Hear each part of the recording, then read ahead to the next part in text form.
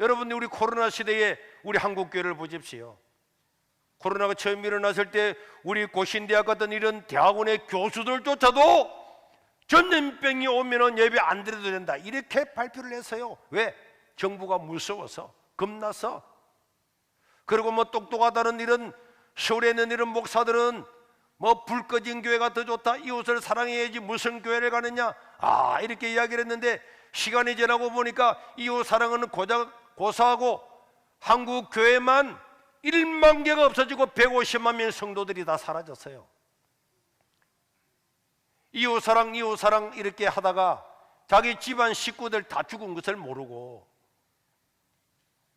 지금도 보세요. 이번에도 어제도 아래도 발표된 것들 보면은 사회는 이제 다 해방다 됐어요. 전부 다 영화관이고 극장이고 뭐 다 들어가도록 하잖아요. 그런데 서울에는 교회만 10%만 들어가는데, 그런데 그것도 좋다고 번호표 뽑아가지고 나눠주고, 그렇게 합리적이고 논리적인 것 같지만은 하나님의 말씀이 아닌 것, 하나님 말씀 아닌 곳에 우리는 속아서는 안 될 줄로 믿습니다. 언제나 여러분, 하나님께서 하시는 말씀은 사람의 생각을 다 뛰어넘어요. 저는 이 2022년을 보내면서 이 하도가 믿음이라 그랬잖아요. 믿음이라고 하는 것을 생각을 하면서 정말 저는 감사하고 또 감사해요. 내가 10번, 100번 이야기해도 감사한 거예요. 이 우리나라에서 이 우리 교회 예배당이 한 5번째로 큰 예배당이잖아요. 그런데 이 시골에 이런 큰 예배당을 여러분 지으려고 생각했을 때에 하나님께서 수년 전에 국회의사당보다 더 큰 예배당을 주시고, 우리가 그 하나님께서 주신 그런 음성을 듣고 환상을 보고 매년 15년 이상을 그런 것을 이야기하고 그런 때가 올 거다, 하나님께서 하실 거다 그랬는데, 결국은 하나님께서 우리에게 때가 되어서 이 예배당을 건축을 하게 했을 때에 어떤 사람들은 이런 시골에 2부, 3부, 5부 예배 드리면 되지 뭐 하려고 예배당을 짓냐, 이런 사람도 있고, 앞으로 인구가 줄어들고 다 줄어들 건데 이런 큰 예배당을 지어서 어떻게 할 거냐, 사람 반밖에 안 오면은 그 예배당 다 텅텅 비워 놓으면은 설교하는 사람이 어떻게 되겠냐, 이렇게 온갖 사람들의 이야기 다 들을 때 저도 그 이야기가 옳더라고. 아니, 서울의 유명한 목사님이 집회를 왔는데 저한테 그런 이야기를 하는 거예요. 손 목사님, 예배당 크게 지으면 안 됩니다. 그래서 제가 여기 와서 한 3, 4년 지나고 난 다음에 하나님께서 큰 환상을 보여주는데, 국회의사당보다 더 큰 예배당을 짓고 구름대 같은 흰 옷 입은 사람이 몰려가는 걸 봤는데, 그날 내만 본 것이 아니고 기도 많이 하는 여자 집사님 2분도 같은 날 똑같은 환상을 보았습니다. 어떻게 같은 환상을 어떻게 세 사람이 같은 날 보겠습니까? 저는 이게 시골이고 비포장도로고 도저히 믿을 수가 없지만은 그래도 하나님께서 하시고자 하면 이룰 줄로 믿습니다. 이랬더니 손 목사, 그래도 안 돼. 지금 인구 줄어드는 걸 알지? 지금 그 예배당 지어놨다가 텅텅 비워봐봐. 차라리 조그마한 예배당이 꽉 차는 게 낫지.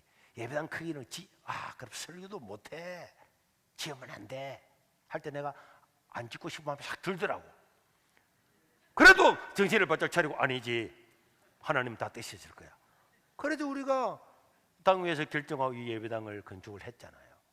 하고 난 다음에 저는요, 우리 이 예배당, 어마어마한 예배당 지으면 사실 70억 주고 지었는데, 보통 서울 같은 데는 500억, 600억 주고 지어야 되는데 우리는 참 정말 놀랍게 70억을 주고 지었어요. 그런데 이 코로나 시대에 만약에 우리가 조그마한 예배당이었으면은 우리가 모여서 아무리 예배드려도 우리나라 언론이 전부 다 와서 우리를 취재하고 난리를 치지 않았을 거예요. 그런데 우리가 이 큰 예배당에 모여서 서울에 5명만 모여도 벌벌벌벌 떠는 바로 이 최연초에 여기서 1000명 넘게 예배 드린다 그러니까 우리나라 모든 공중파, 라디오, 유튜브 다 몰려왔잖아요. 다 몰려와서 죽일 놈, 살릴 놈 온갖 하고 막 뉴스에 그냥 같은 날 막 모든 뉴스에 다 나오고 모든 뉴스에 세계를 교회 이렇게 이야기했잖아요. 그래도 결국은 보세요. 여기서 우리가 믿음으로 견뎌냄으로 말미암아서 정말 여러분 수많은 우리가 상상하지 못하는 일들이 이루어졌음을 우리는 알 수가 있습니다. 사람의 생각을 뛰어넘은 하나님은 벌써 이 코로나 시대를 다 예비하신 거고, 바로 저와 여러분들이 이 말씀에 순종했기 때문에 우리는 한국교회를 세우고 한국교회를 일으키고 또 새로운 비전을 하나님께서 다 주시고, 사람들이 교회가 10,000개는 없어지고 150만 명이 사라지고 수많은 어려움을 당하고 이렇게 있는데, 오히려 보세요, 우리는 작년에도 교육관을 정축을 하고 금년에도 또 교육관 리모델링을 다 하고, 저 대구에서 울산에서 통영에서 남해에서 수많은 사람들이 전도가 되고 오는 것은 오히려 하나님의 은혜와 기적인 거예요. 우리가 하나님의 말씀을 따라가고 예배드리는 것도 이런 바른 예배를 드릴 때 수많은 공격을 받았지만은 그게 굴하지 않고 믿음을 가지고 나가니까 하나님께서는 더 놀라운 은혜와 복을 주신 줄로 믿으시길 바랍니다.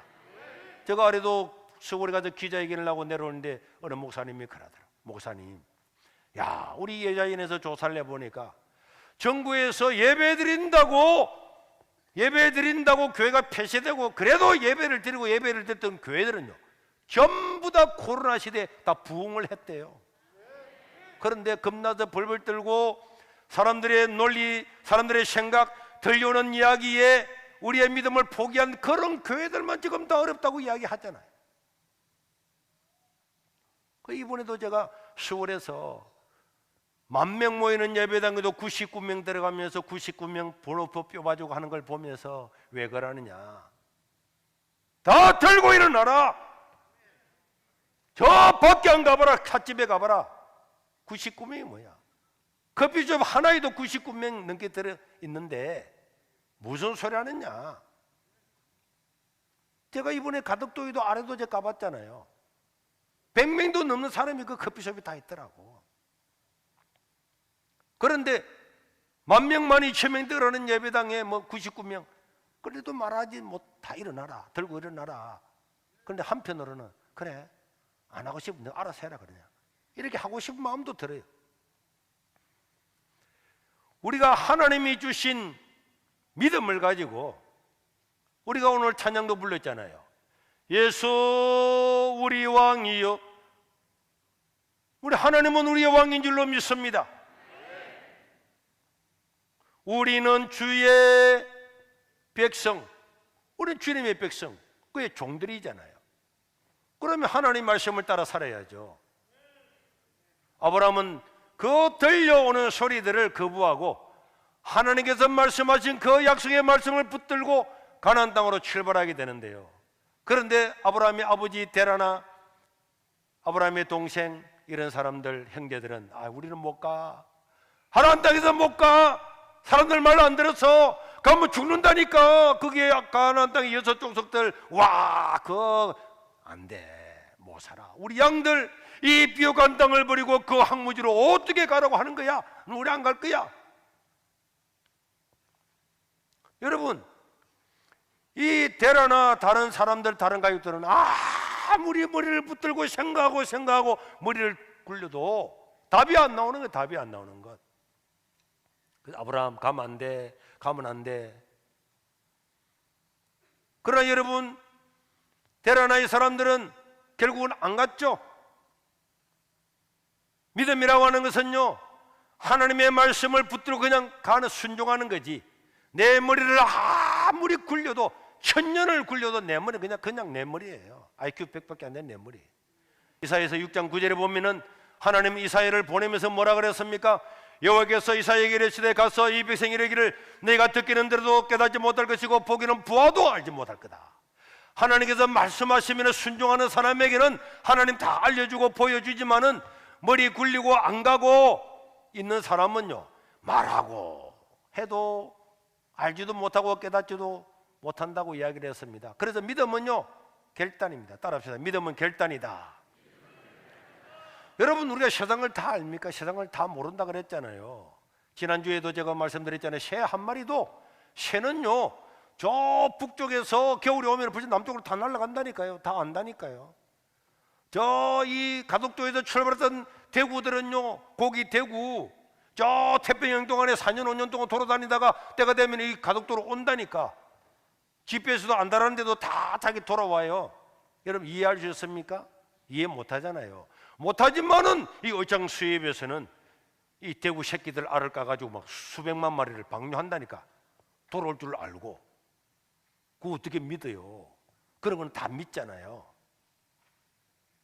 그런 것들을 전부 다 만들고, 아이 지구가 이렇게 빠르게 돌아가면서 자전하고 공전하면서도 물 한 방울 밖으로 흩어지지 않고 우리가 공기 심수고 살아갈 수 있는 이런 세계를 다 만드신 하나님을 믿는 것이야말로 최고의 믿음인 줄로 믿으시길 바랍니다.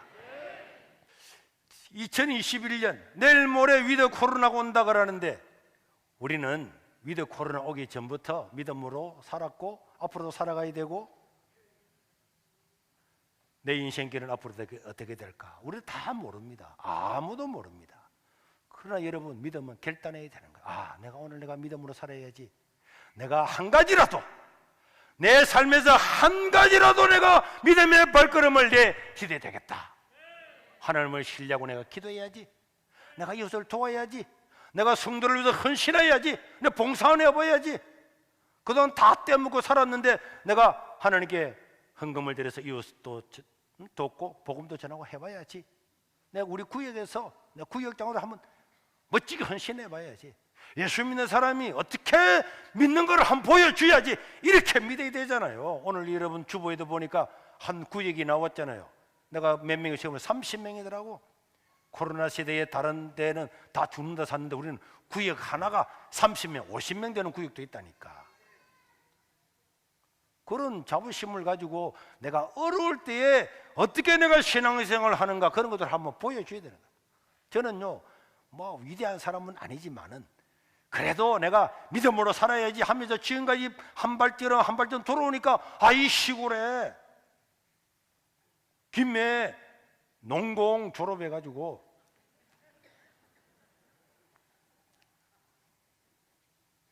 어제도 여의도 순복음교회 여자 막 근사님들이 서울에서 이까지 내려왔더라니까. 아, 목사님 있는 줄 몰랐는데 나를 보더니 아이고 목사님 손만 한번 잡아보세요. 내 손 잡아서 뭐 하려고. 그래 서울에서 만나러 왔더라니까. 아, 이렇게 위대하신 분이 대한민국에 있다면 아이 부끄러워 예사하기에는 그런 소리 하지 말았어요. 보세요. 여러분 우리가 믿음으로 살려고 한 발자국만 내딛으려고 해도 하나님께서 은혜와 복을 주시는 거예요.